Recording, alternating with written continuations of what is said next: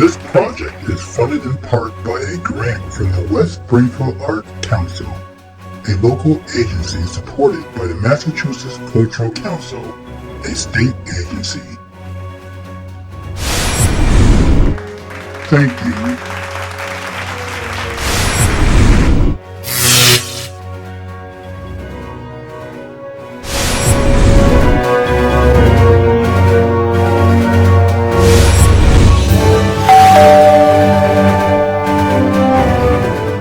Welcome to my show.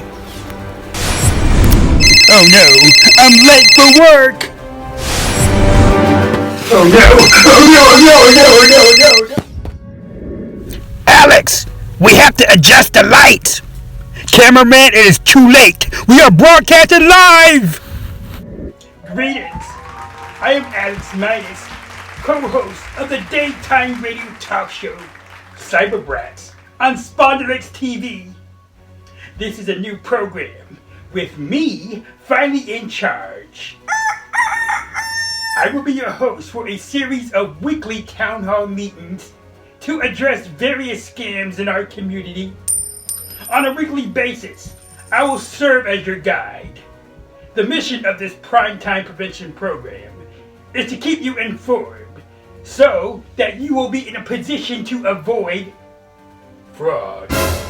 Every week, through interviews with experts and performance reenactments, this 10-minute show will be informative, productive, and fun! I am going to try not to cry as I reflect on my own experience as a fraud victim. Years ago, I was once the proud owner of Midas Ice Cream Corporation. All was well until a cyber attacker hacked my company financial records. My consumers were affected. It was huge national news and my reputation dwindled. No one wanted to do business with me again. Slowly but surely, my business collapsed. I lost everything! Then my fifth wife packed up and left me with what little was left in our joint checking account. But that was the least of my problem. So if you were never scammed, consider yourself very lucky. To those of you who suffer emotional scars and physical ramifications, I understand it all too well. The sheer shock, the crippling fear soaking up your spine, the revelation that we are face to face with deceit. The face turns red, then blue, then the eyes look like it will pop from the face as the oxygen in the bloodstream is restricted. It is similar to like suffocation. I almost had a heart attack. Con artists, whatever you are, I hope you get caught and spend the rest of your pathetic life in the custody of the Department of Corrections. Now with that out of the way, we have our intruder. Guest. Intruder. He's a prisoner! Inmate 4567 will be on this program for the first 2 segments. Mr. Midas, my real name is Rowdy Robbin. I think the members of this audience will have an easier time remembering names over numbers. 4567. Let me be clear on some things. First, the Department of Corrections issued you a number. Until you are released back into society, I will identify you by your official credentials. Second, who's in charge here? I suppose you are, Mr. Midas. Don't forget it. Now to turn my attention back to the audience. This convicted prisoner in our presence is responsible for hideous locksmith scams and burglary offenses. Like a gruesome pirate, he invaded the lives of consumers, swindled them out of their money, and set sail on another voyage to inflict harm on the next suspecting consumer. Now this poor excuse for a man is here to explain his diabolic methods. Just for the record, I want the audience to know, after only serving a 7-year sentence, he is up for parole next year. He's trying to make a false impression for his benefit. See through it! Well, when I was a young man, I thought I could make a fortune with a huge locksmith company. I was wrong. This was frustrating. I had many passions. Cars, gambling, horse races, things that required a lot of money. I couldn't expect a handout, so I used my skills to cut corners. By tricking law-abiding people. Good riddance. I couldn't stop. As soon as I had the money, I would go on a wild spinning binge. No hose barred. My life was a continuous spree of alcohol, women, partying, and of course sports gambling. 4567. According to your social media profile, yes, these convicts do have access to the internet. Can you believe that? And your social media profile, you call yourself a model prisoner. Why is that? I'm always honest with the other prisoners about the bad things I did. I try to encourage them to talk about whatever they want, but they need to be truthful and not sugarcoat things. You know, around the circumstances, around their arrest and conviction. I always told a new inmate the truth. When I was a civilian, I was in too deep. I needed money badly to feed my addiction. I wasn't a smart guy. Still not. But I knew how to get quick money by ripping people off. Selfishness! Many cries of anguish drifted all over the county while you marveled at your ridiculous pride. Mr. Midas, I was indeed self-centered. No kidding. A self-serving escape aid at the expense of those who entrusted you. After you were apprehended and convicted, the court should have sentenced you to spend the rest of your life on a chain gang. 4567. If you think the audience believe prison made you a better person, perhaps the liquor is still dulling your senses. Mr. Midas, if you don't mind, I'd like to explain how I committed these crimes. Felon, you may share your sins with society. As Mr. Midas indicated earlier, I was a locksmith. When I received a call from a customer, they weren't customers, they were victims, prey to the creature of the night.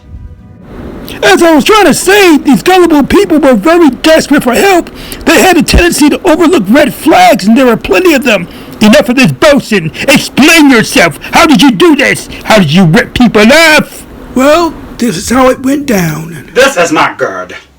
I went to check my mailbox and locked myself out of my house.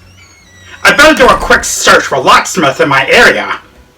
I don't have time to look each one over thoroughly. I have to pick my son up from basketball practice. Locksmith services! Yes, I have an emergency. I locked myself out of my house. Can someone come out here to unsecure my door? Sir, what is your address? 25 Lockett Street. Now, my wife is at work, and I left my keys on the kitchen table. Help! I'll be happy to set something up. Outstanding. What is the cost? We have a special this week for only $15. That's it? This is too darn good to be true. Sir, did you say you need emergency service, like right now? Yes. Hello? Locksmith Services, are you still there? Looks like he's on his way. $15? That's a steal for a deal. Talk about great customer service. If he wants a deal, I'll give him a deal for a steal. 4567. What was the first red flag the victim missed? I command you to speak! When the fellow called me, I answered with this generic greeting. Hello, locksmith services. What's wrong with this picture? I didn't use a specific business name. Then I offered him a very cheap quote. A lowly $15! If it's too good to be true, it most likely isn't. So, you proceeded to the service call. What happened?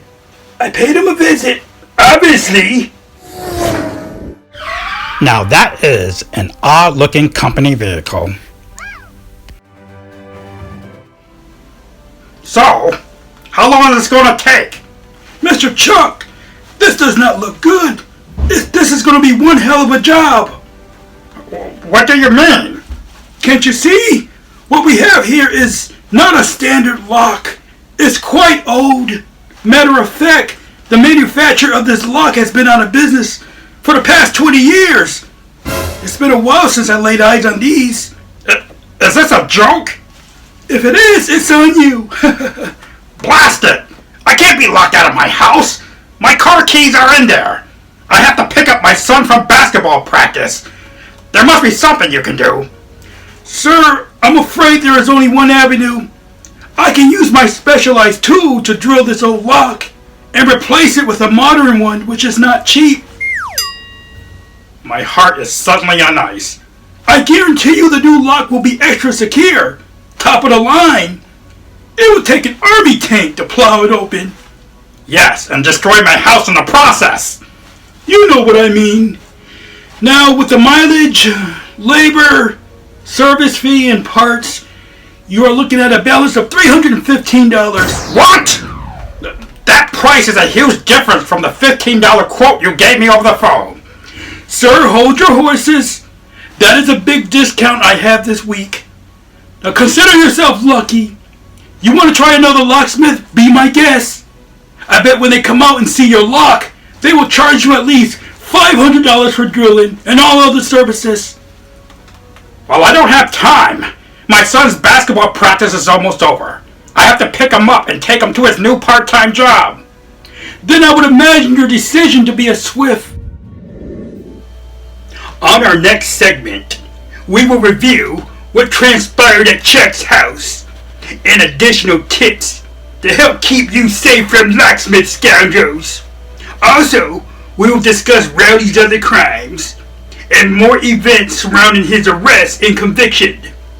Until next time, stay safe and stay secure. If you suspect you are a fraud victim, contact the Federal Trade Commission at www.reportfraud.ftc.gov or call 877-382-4357.